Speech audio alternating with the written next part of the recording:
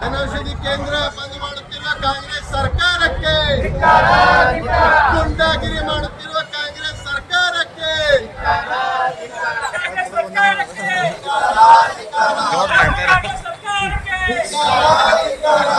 बोलो भारत माता की, बोलो भारत माता की।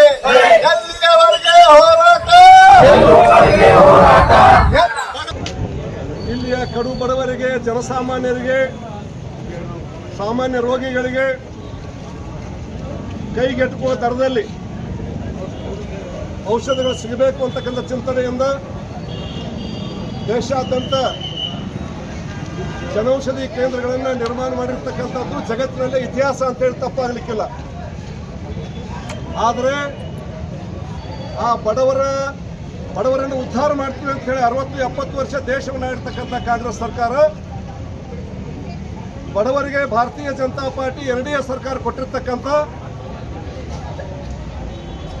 ಔಷಧ ಅಂಗಡಿಯಲ್ಲಿ 100 ರೂಪಾಯಿ ಒಂದು ಔಷಧ ಸಿಗ್ತಂದ್ರೆ ಅದನ್ನು 80 ರೂಪಾಯಿ ಕಡಿಮೆ ಮಾಡಿ ಕೇವಲ 20 ರೂಪಾಯಿಗೆ ಸಿಗ್ತಕ್ಕಂಥ ಒಂದು ವ್ಯವಸ್ಥೆಯನ್ನು ಮಾಡಿ ಜನೌಷಧಿ ಕೇಂದ್ರಗಳ ಸ್ಥಾಪನೆ ಮಾಡಿರ್ತಕ್ಕಂಥ ಸಂದರ್ಭದಲ್ಲಿ ಈ ಒಂದು ಹಲ್ಕಾ ಕಾಂಗ್ರೆಸ್ ಸರ್ಕಾರ, ಭ್ರಷ್ಟ ಕಾಂಗ್ರೆಸ್ ಸರ್ಕಾರ ಆ ಜಿಲ್ಲಾ ಕೇಂದ್ರಗಳಿರ್ಬೋದು, ಜನೌಷಧಿ ಕೇಂದ್ರಗಳಿರ್ಬೋದು, ಅಲ್ಲಿ ಆ ಬಡವರಿಗೆ ಔಷಧವನ್ನು ಸಿಗದೇ ಇರತಕ್ಕಂಥ ಒಂದು ಕೆಟ್ಟ ಕೆಲಸವನ್ನು ಮಾಡಿರ್ತಕ್ಕಂಥ ಕಾಂಗ್ರೆಸ್ ಸರ್ಕಾರದ ನೀತಿಯನ್ನು ಖಂಡನೆ ಮಾಡಿ ಭಾರತೀಯ ಜನತಾ ಪಾರ್ಟಿ ಇವತ್ತು ಎಲ್ಲ ಜಿಲ್ಲಾ ಕೇಂದ್ರಗಳಲ್ಲಿ, ಜಿಲ್ಲಾ ಆಸ್ಪತ್ರೆಗಳ ಎದುರುಗಡೆ ರಾಜ್ಯ ಸರ್ಕಾರದ ಬಡವರ ವಿರೋಧಿ ನೀತಿಯನ್ನು ಖಂಡಿಸಿ ನಮ್ಮ ಹೋರಾಟವನ್ನು ಪ್ರಾರಂಭ ಮಾಡಿರ್ತಕ್ಕಂಥದ್ದು. ಈ ಹೋರಾಟದ ನೇತೃತ್ವ ವಹಿಸಿರ್ತಕ್ಕಂಥ ನಮ್ಮ ಜಿಲ್ಲೆಯ ಹಿರಿಯ ನಾಯಕರು, ಜನಪ್ರಿಯ ಸಂಸದರು, ಹಿಂದಿನ ಕೇಂದ್ರ ಸಚಿವರು, ಮಾರ್ಗದರ್ಶಕರಾಗಿರ್ತಕ್ಕಂಥ ಸನ್ಮಾನ ಶ್ರೀ ಜಗಜೀವನ್ ಸಾಹೇಬ್ರವರೇ ಮತ್ತು ಜಿಲ್ಲಾ ಅಧ್ಯಕ್ಷರಾಗಿರ್ತಕ್ಕಂಥ ಸನ್ಮಾನ ಶ್ರೀ ಗುಂಡಪ್ಪ ಅಂಗಡಿ ಅವರೇ ಹಾಗೂ ವಿಭಾಗೀಯ ಪ್ರಭಾರಿಯಾಗಿರ್ತಕ್ಕಂಥ ಚಂದ್ರಶೇಖರ್ ಕೌಟಿಗೆ ಅವರೇ, ವಿಜುಗೌಡ್ರ ಅವರೇ, ಸುರೇಶ್ ಬಿರಾದರ್ ಅವರೇ ಹಾಗೂ ಮಾಜಿ ಸಚಿವರಾಗಿರ್ತಕ್ಕಂಥ ಅಪ್ಪು ಪಟೇಲ್ ಶೆಟ್ಟಿ ಅವರೇ, ಸುರೇಶ್ ಅವರೇ, ಜಿಲ್ಲೆಯ ಪ್ರಧಾನ ಕಾರ್ಯದರ್ಶಿಗಳೇ, ಜಿಲ್ಲೆಯ ಎಲ್ಲ ಪದಾಧಿಕಾರಿ ಬಂಧು ಭಗಿನಿಯರೇ, ಸಾರ್ವಜನಿಕ ಬಂಧು ಭಗಿನಿಯರೇ, ಮಾಧ್ಯಮದ ಸ್ನೇಹಿತರೆ, ನಾವೆಲ್ಲ ಇವತ್ತು ಈ ಒಂದು ಪ್ರತಿಭಟನಾ ಕಾರ್ಯಕ್ರಮವನ್ನು ಪ್ರಾರಂಭದ ದಿನ ಇವತ್ತು. ನಾನು ಸಿದ್ದರಾಮಯ್ಯನವ್ರಿಗೆ ಒಂದೇ ಒಂದು ಪ್ರಶ್ನೆ ಕೇಳ್ತೀನಿ, ನಿನಗೇನು ನೈತಿಕ ಹಕ್ಕದಪ್ಪ? ಜನರಿಗೆ ಸುಳ್ಳು ಹೇಳಿ ಎಲ್ಲ ನಾನು ಅದು ಕೊಡ್ತೀನಿ ಇದು ಕೊಡ್ತೀನಿ ಅಂತೇಳಿ ಸುಳ್ಳು ಹೇಳಿ ಓಟ್ ತೊಗೊಂಡು ಸರ್ಕಾರ ನಡೆಸ್ಲಾಕತ್ತಿದ್ದಿ. ಇವತ್ತು ನಿನಗೆ ನೈತಿಕತೆ ಏನದಪ್ಪ? ನೀನು ಒಬ್ಬ ಬಡ ಮನುಷ್ಯ ಅಂತೇಳಿ ನಾನು ಭಾವಿಸ್ಕೊಂಡಿದ್ದೀನಿ. ಅಲ್ಲ, ನಿಮ್ದೇನು ಮೈಯಾಗ ಏನಾಗ್ಯದ ನಿಮಗೆ? ಆ ಗುಂಡೂರಾಯರಿಗೆ ಏನಾಗ್ಯದ? ಅವ್ರ ಪೆಟ್ಟ ಚಲೋ ಮನುಷ್ಯ ಇದ್ದ ಆಡಳಿತ ವಿಷಯದಲ್ಲಿ. ಈ ಸಿದ್ದರಾಮಯ್ಯಗೆ ಏನಾಗ್ಯದ? ಅಲ್ರಿ, ನಿಮಗೇನು ಬಡವರಿಗೆ ಸೋಯಿದಾಗ ಏನು ಔಷಧ ಸಿಗೋದು ಬೇಡ? ಸರ್ಕಾರಿ ದವಾಖಾನೆಗೆ ಏನು ರಮೇಶ್ ಜಿಗಜಿನಿ ಏನು ಗುಂಡೂರಾಮ ಸಿದ್ದರಾಮಣ್ಣ ಅಡ್ಮಿಟ್ ಆಗ್ತಾರ? ಅವ್ರು ಯಾರೂ ಆಗೋದಿಲ್ಲ. ಸರ್ಕಾರಿ ದವಾಖಾನೆಗೆ ಬರೋರು ಯಾರು ಅಂದರೆ ಸಮಾಜದಲ್ಲಿರ್ತಕ್ಕಂಥ ಅತ್ಯಂತ ಕಟ್ಟ ಕಡೆಯ ಬಡವರು ಸರ್ಕಾರ ದವಾಖಾನೆಗೆ ಬರ್ತಾರಪ್ಪ. ನಾವು ಯಾರ್ಯಾರು ಇಲ್ಲಿದ್ದವ್ರೇ ಒಬ್ಬರೇ ನಾವು ಸರ್ಕಾರಿ ದವಾಖಾನೆಗೆ ಹೋಗೋದಿಲ್ಲ. ಯಾಕಂದ್ರೆ ನಮಗೆ ಭಗವಂತ ಶ್ರದ್ಧಡುವಂತ ನಮಗೆಲ್ಲ ಶಕ್ತಿ ಕೊಟ್ಟಾನ. ಆದ್ರೆ ಬಡವರಿಗೆ ನೋಡ್ರಿ, ಒಂದು ಮಾತು ಹೇಳ್ತೀನಿ ಸಿದ್ದರಾಮಣ್ಣವರೇ, ಈ ಬಡವರು ಪಾಪ ನಿನ್ನ ಸರ್ಕಾರಕ್ಕೆ ತಪ್ಪದಿಲ್ಲ ಅಂತಕ್ಕಂಥದ್ದು ನಾನು ಶಪ ಮಾಡಿ ಹೇಳ್ತೀನಿ ಅಂತಕ್ಕಂಥ ಮಾತನ್ನು ಭಾಳ ಸ್ಪಷ್ಟವಾಗಿ ಹೇಳ್ತೀನಿ. ಯಾಕಂದರೆ ನೋಡ್ರಿ, ಬಡವರ ಹೆಸರು ಮೇಲೆ ಇವತ್ತು ನೋಡ್ರಿ, ಅವ್ರು ಹೇಳಿದ್ರಲ್ಲ ನಮ್ಮ ಬೆಳ್ಳುಬ್ಬಿ ಸಾಹೇಬರು ಸುಮಾರು 70 ವರ್ಷಗಳಿಂದ ಬಡವರ ಹೆಸರು ಮೇಲೆ, ದಲಿತರ ಹೆಸರು ಮೇಲೆ, ಹಿಂದುಳಿದವ್ರ ಹೆಸರು ಮೇಲೆ, ಮುಸಲ್ಮಾನರ ಹೆಸರು ಮೇಲೆ ನೀವು ರಾಜಕಾರಣ ದೇಶದಲ್ಲಿ ಮಾಡ್ಕೊತ ಬಂದಿರಿ ಮಾರಾಯಗಳ. ಇದರಲ್ಲಿ ಯಾರು ಅದಾರ? ಇವೆಲ್ಲ ಅವೇ. ಈಗ ಹೇಳಿದ್ರಲ್ಲ, ಹರಿಜನರು, ದಲಿತರು, ಮುಸಲ್ಮಾನರು, ಹಿಂದುಳಿದವರು, ಬಡ ಜನ ಇಲ್ಲೆಲ್ಲ ಸರ್ಕಾರಿ ದವಾಖಾನೆಗೆ ಬರ್ತಾರ. ಅದನ್ನೆಲ್ಲ ಬಿಟ್ಟು ನೀವು ಏನೇನೋ ವ್ಯವಹಾರಗಳನ್ನು ಮಾಡಿಕೊಂಡು ಭಾಳ ಜನ ಮಾತಾಡ್ಕೋತಾರೆ ಇವತ್ತು ಸಮಾಜದಲ್ಲಿ. ಬಹುಶಃ ಅದಕ್ಕೆ ಇವರು ಬಂದ್ ಮಾಡ್ಯಾರ ಸರ್ಕಾರಿ ದವಾಖಾನೆಗೆ ಅಂದ್ರೆ ಈ ಡ್ರಗ್ ಅಸೋಸಿಯೇಷನ್ ಅದಲ್ಲ ರಾಜ್ಯದಾಗ, ಬಹುಶಃ ಇಲ್ಲಿ ಕಿತ್ತಿಸ್ರಿ ಅಂತೇಳಿ ಅರ್ಜಿ ಕೊಟ್ಟಿರ್ಬೇಕು ಅಂತೇಳಿ ಜನ ಮಾತಾಡ್ಲಕತ್ತಾರ. ಅದಕ್ಕೆ ನೀವೇ ಉತ್ತರ ಹೇಳಬೇಕು, ನಾವ್ಯಾರು ಹೇಳೋಕ್ಕಾಗೋದಿಲ್ಲ. ತೆಗೆದವ್ರೇ ನೀವು. ನಾವೆಲ್ಲ ನೋಡ್ರಿ 2014, 15, 16ರಲ್ಲಿ ನರೇಂದ್ರ ಮೋದಿ ಅವರು ಈ ದೇಶದಿಂದ ಪ್ರಧಾನಮಂತ್ರಿ ಆಗಿ ಬಂದ ಮೇಲೆ ನಮ್ಮ ಸ್ನೇಹಿತರಾಗಿರ್ತಕ್ಕಂಥ ಇದೇ ರಾಜ್ಯದ ಅನಂತಕುಮಾರ್ ಅವರು ಪೆಟ್ರೋಲಿಯಂ ಮಿನಿಸ್ಟರ್ ಆಗಿದ್ದರು. ಅಂಥ ಒಂದು ಸಂದರ್ಭದಲ್ಲಿ ಸಭೆ ಕರೆದು ನಮ್ಮನ್ನೆಲ್ಲ ವಿಚಾರ ಮಾಡಿ ಇವತ್ತು 100 ರೂಪಾಯಿಗೆ ಸಿಗ್ತಕ್ಕಂಥ ಬಡವರಿಗೆ ಔಷಧ ನಾವು ಬರೀ 20 ರೂಪಾಯಿಗೆ ಆ ಔಷಧವನ್ನು ಕೊಡ್ತಕ್ಕಂಥ ಪ್ರಯಾಸ ಮಾಡೋಣ ಅಂತೇಳಿ ಪ್ರಾರಂಭ ಮಾಡ್ಯಾರ. ನೀವು ಯಾಕ್ರಿ ಬಡವ್ರ ಹೊಟ್ಟೆ ಮೇಲೆ ಕಾಲು ಕೊಡ್ತೀರಿ, ಬರೀ ಬಡವ್ರ ಹೆಸರು ಹೇಳ್ಕೊಂಡು ಇಂಥದ್ದೆಲ್ಲ ಯಾಕೆ ಮಾಡ್ತೀರಿ ಹೇಳ್ರಿ ಅಂತಕ್ಕಂಥ ಪ್ರಶ್ನೆಯನ್ನು ಈ ಸರ್ಕಾರಕ್ಕೆ ನಾನು ಈ ಪ್ರಶ್ನೆಯನ್ನು ಇಟ್ಟು, ಆಯಿತು ನೀವು ಮಾಡಿರ್ತಕ್ಕಂಥ ಪಾಪವನ್ನು ನೀವೇ ಅನುಭವಿಸ್ಬೇಕಾಗ್ತದೆ. ನೀವು ಒಂದು ವಿಚಾರ ಭಾಳ ಸ್ಪಷ್ಟವಾಗಿ ಹೇಳ್ತೀನಿ, ಜನ ಏನಾದರೂ ಸಹಿಸ್ಕೋತಾರೆ, ಆದರೆ ಬಡವನಿಗೆ ತೊಂದರೆ ಆದಾಗ ಮಾತ್ರ ನನ್ನ ಅನುಭವ ಹೇಳ್ತೀನಿ.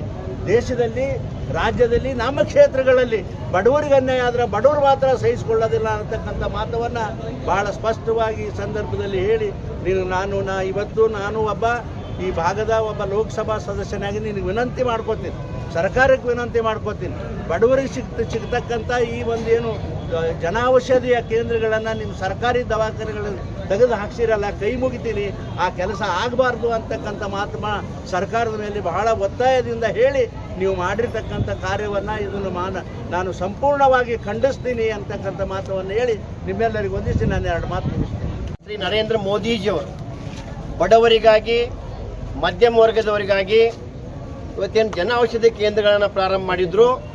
ಇವತ್ತು ಕಾಂಗ್ರೆಸ್ ಸರ್ಕಾರ ಈ ನಮ್ಮ ನರೇಂದ್ರ ಮೋದಿಜಿಯವರ ಒಳ್ಳೆಯ ಕಾರ್ಯಕ್ರಮಗಳು ಇವರಿಗೆ ಜೀರ್ಣ ಮಾಡ್ಕೊಳ್ಳೋಕೆ ಆಗ್ತಾ ಇಲ್ಲ. ಇವತ್ತು ಒಟ್ಟು ದೇಶದಲ್ಲಿ 15,000ಕ್ಕಿಂತಲೂ ಹೆಚ್ಚು ಜನ ಔಷಧಿ ಕೇಂದ್ರಗಳದಾವ. ಈ ನಮ್ಮ ರಾಜ್ಯದಲ್ಲಿ 1541 ಇವತ್ತು ಜನೌಷಧಿ ಕೇಂದ್ರ ಅದಾವ. ಒಟ್ಟು ಟೋಟಲ್ ತಿಂಗಳಿಗೆ ನಮ್ಮ ರಾಜ್ಯದಲ್ಲಿನೇ 4 ರಿಂದ 5 ಲಕ್ಷ ಜನ ಇವತ್ತು ಈ ಜನೌಷಧಿ ಕೇಂದ್ರಕ್ಕೆ ಭೇಟಿ ಆಗ್ತಕ್ಕಂಥದ್ದು. ಒಟ್ಟು ನಮ್ಮ ರಾಜ್ಯದಲ್ಲಿ ಸರ್ಕಾರಿ ದವಾಖಾನೆಗಳಿರ್ತಕ್ಕಂಥ 207 ಈ ಜನೌಷಧಿ ಕೇಂದ್ರ ಅದಾವ. ಸುಮಾರು ಇಲ್ಲಿ 400 ರಿಂದ 500 ಜನ ಯುವ ಸಿಬ್ಬಂದಿ ಕೆಲಸ ಮಾಡ್ತಾರೆ. ಇವತ್ತು ಈ ಕಾಂಗ್ರೆಸ್ ಸರ್ಕಾರ ಈ ಕೆಟ್ಟ ನಿರ್ಧಾರದಿಂದ ಇವತ್ತು ಈ ಯುವಕರಿಗೆ ಇವತ್ತೇನು ಸಿಬ್ಬಂದಿ ಇವತ್ತು 400 ರಿಂದ 500 ಸಿಬ್ಬಂದಿಗಳು ಇವತ್ತು ಅವರ ಒಂದು ಜೀವನಕ್ಕೇನು ಪೆಟ್ಟು ಕೊಡ್ತಕ್ಕಂಥ ಕೆಲಸ ಮಾಡ್ತಾ ಇದ್ದಾರೆ. ಅದೇ ಜೊತೆಗೆ ಒಟ್ಟ ಸರ್ಕಾರಿ ದವಾಖಾನೆಯಲ್ಲಿ ಬೇಕಾಗ್ತಕ್ಕಂಥ 761 ಔಷಧಗಳು ಲಭ್ಯವಿರಬೇಕು ಇಲ್ಲಿ. ಆದ್ರೆ ನೀವು ಪರೀಕ್ಷೆ ಮಾಡಿ ನೋಡಿದ್ರೆ ಇಲ್ಲಿ ಸಿಗ್ತಕ್ಕಂಥ ಔಷಧಿಗಳು ಕೇವಲ 231. ಉಳಿದ ಔಷಧಿಗಳು ಇಲ್ಲಿ ಸಿಗೋದಿಲ್ಲ. ಈ ಡಾಕ್ಟರ್ಗಳು ಏನು ಮಾಡ್ತಾರ, ಚೀಟಿ ಬರ್ ಹೊರಗೆ ಕಳಿಸ್ತಾರ, ಆದ್ರೆ ಹೊರಗೆ ಹೋದಾಗ ಅಲ್ಲಿ ರೇಟ್ ಏನಿರ್ತದ ಅಂತಕ್ಕಂಥದ್ದು. ಒಟ್ಟಾಗಿ ಕಾಂಗ್ರೆಸ್ ಸರ್ಕಾರ ಈ ಕೆಟ್ಟ ನಿರ್ಧಾರದಿಂದ ಈ ಬಡ ರೋಗಿಗಳಿಗೆ, ಬಡವರಿಗೆ ಇವತ್ತು ಬಹಳಷ್ಟು ಅನ್ಯಾಯ ಆಗಿದೆ. ಅದಕ್ಕಾಗಿ ನಾವು ಇವತ್ತು ಹೋರಾಟ ಹಮ್ಮಿಕೊಂಡಿವಿ. ಬರುವ ದಿನಮಾನದಲ್ಲಿ ಇವತ್ತು ನಮ್ಮ ಒಂದು ಉದ್ದೇಶ, ನಮ್ಮ ಭಾರತೀಯ ಜನತಾ ಉದ್ದೇಶ ಇತ್ತಂದ್ರೆ ಕಡಿಮೆ ಜನ ಹೋಗಬೇಕು, ಅಲ್ಲಿರ್ತಕ್ಕಂಥ ರೋಗಿಗಳಿಗೆ ತೊಂದರೆ ಆಗಬಾರ್ದು, ಮೈಕ್ ಬಳಸುವಂಗಿಲ್ಲ, ಮೌನವಾಗಿನ ಇವತ್ತು ನೀವು ಹೋರಾಟ ಮಾಡಬೇಕಂತ ಕಾರಣದಿಂದ ಇವತ್ತು ನಾವು ಮೈಕನ್ನು ಬಳಸಿಲ್ಲ. ಮುಂದಿನ ದಿನಮಾನದಲ್ಲಿ ಹಳ್ಳಿಗಳಲ್ಲಿ ಕೂಡ ಜನ ಆಕ್ರೋಶ ಮತ್ತೆ ಹೇಳ್ತದೆ ಅಂತಕ್ಕಂಥ ಮಾತನ್ನು ಹೇಳಿ ನಾವು ರೋಡ್ಗೆ ಇಳಿತೀವಿ ಅಂತಕ್ಕಂಥ ಮಾತನ್ನು ಹೇಳಿ ನಾನು 2 ಮಾತು. ಹಜರತ್ ಖಾನ್ ಬಾಬಾ ತಂತ್ರ ಮಂತ್ರದ ಪ್ರಸಿದ್ಧಿ ಪಡೆದ ಮಹಾಗುರುಗಳು. ವಿಜಯಪುರ ನಗರದ ಶ್ರೇಷ್ಠ ಹೆಸರುವಾಸಿಯಾದ ಹಜರತ್ ಖಾನ್ ಬಾಬಾ ನಿಮ್ಮ ಪ್ರತಿಯೊಂದು ಸಮಸ್ಯೆಗಳ ಬಗ್ಗೆ ಖಾತ್ರಿ ಹಾಗೂ ಸಮಾಧಾನ ಪಡೆಯಿರಿ. ಹಜರತ್ ಖಾನ್ ಬಾಬಾ ವಿಜಯಪುರ ನಗರದಲ್ಲಿ ಕಳೆದ 20 ವರ್ಷಗಳಿಂದ ತಮ್ಮ ಸ್ವಂತ ಮನೆ ವಿಳಾಸದಲ್ಲಿದ್ದು ಸಾರ್ವಜನಿಕರ ವೈಯಕ್ತಿಕ ಸಮಸ್ಯೆ, ದೋಷಗಳನ್ನ ಪರಿಹಾರ ಮಾಡುತ್ತಿದ್ದಾರೆ. ಹಜರತ್ ಖಾನ್ ಬಾಬಾ ಸಂತೋಷದ ಸುದ್ದಿ ಕೇಳಿ ಆನಂದ ಆಗಬಹುದು. ಇವರು ಪಿಶಾಚಿ ಮತ್ತು ಭೂತದ ಕಾಟ ಮಾಟ ಮಾಡಿದ್ದು ತೆಗೆಯುತ್ತಾರೆ ಮತ್ತು ಬಹಳ ಕಾಲ ಮಕ್ಕಳಾಗದಿದ್ದರೆ ಹಾಗೂ ದಮ್ಮು, ಹೊಟ್ಟೆ ನೋವು, ಹೆಣ್ಣು ಮಕ್ಕಳ ತೊಂದರೆಗಳು, ಕಾಮಣಿ, ಇಸುಬು ಇವರ ಔಷಧ ಹಾಗೂ ಮಂತ್ರಶಕ್ತಿ, ದಿವ್ಯ ಶಕ್ತಿಯಿಂದ ಹಜರತ್ ಖಾನ್ ಬಾಬಾ ಇವರು ಆರೋಗ್ಯ ಚಿಕಿತ್ಸೆ ನೀಡಿ ನಿಮ್ಮ ಕಷ್ಟ ನೋವುಗಳನ್ನ ದೂರ ಮಾಡಿಕೊಡುತ್ತಾರೆ. ನಿಮ್ಮ ಸಮಸ್ಯೆಗಳಾದ ಮನಸ್ಸಿನ ಇಚ್ಛೆ, ಪ್ರೇಮ ವಿವಾಹ ಸಮಸ್ಯೆ, ನೌಕರಿ ಸಮಸ್ಯೆ, ಪತಿ ಪತ್ನಿಯರ ಸಮಸ್ಯೆ, ಆಸ್ತಿ ವಿಚಾರ, ಮಾಟ ಮಂತ್ರದ ಬಗ್ಗೆ, ಆರೋಗ್ಯ ತೊಂದರೆ, ಗುಪ್ತ ರೋಗಗಳು, ಶತ್ರುಕಾಟ, ಉದ್ಯೋಗ ಸಮಸ್ಯೆ, ಗೃಹ ಸಮಸ್ಯೆ, ಕೋರ್ಟ್ ವಿಚಾರ, ಸಾಲಬಾಧೆ, ಧನ ಸಂಪತ್ತು ಪ್ರಾಪ್ತಿ ಬಗ್ಗೆ,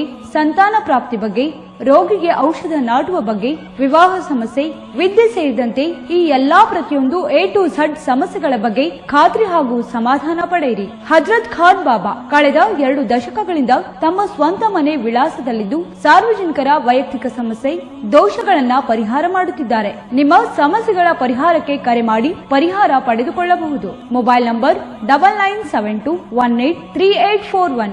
ಸ್ವಂತ ಮನೆ ವಿಳಾಸ Hazrat Khan Baba, Sainik school, first gate, bus stop, Ibrahim Roza back side, Horti plot, Rahim Nagar, Vijayapura.